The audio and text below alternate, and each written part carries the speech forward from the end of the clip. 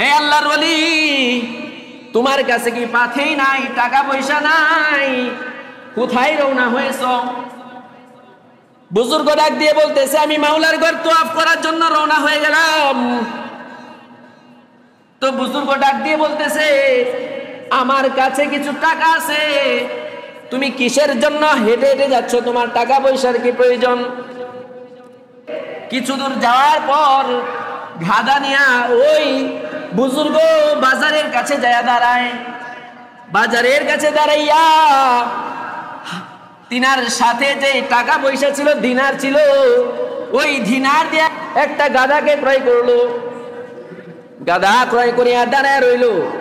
ওই বুজুর্গ হাইটা হাইটা আসতেছে, বাজারের পাশ দিয়ে যাইবে, তাকে আমি এই গাধাটা হাদিয়া দিব, যেন আমি আর আমার সঙ্গে বুজুর্গ একসাথে মিলা ওই বাইতুল্লাহ তওয়াফ করার জন্য যাই।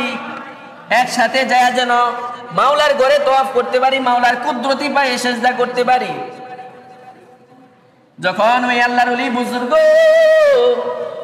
ওই বাজারের কাছে উপনীত হয়, আল্লাহর ওলি বুজুর্গকে ডাক দিয়ে বলতেছে, ভাই আমরা মুসলমান, হাদিয়া দেওয়া সুন্নাত, গ্রহণ করা সুন্নাত।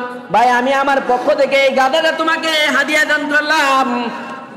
তখন আল্লাহর ওলি বুজুর্গ বলতেছে, হে ভাই, আমি টাকা পয়সার জন্য সওয়ারিকে পরিত্যাগ করি নাই, আমি এই জন্যই পরিত্যাগ করেছি যেন আমি হেঁটে হেঁটে যাইয়া আমার মাওলার কুদরতি পায়ে সেজদা করার দ্বারা আমার মালিক আমার প্রতি খুশি হয় এবং মাওলা আমাকে যেন প্রতিটি কদমের বদলতে সওয়াব দান করেন।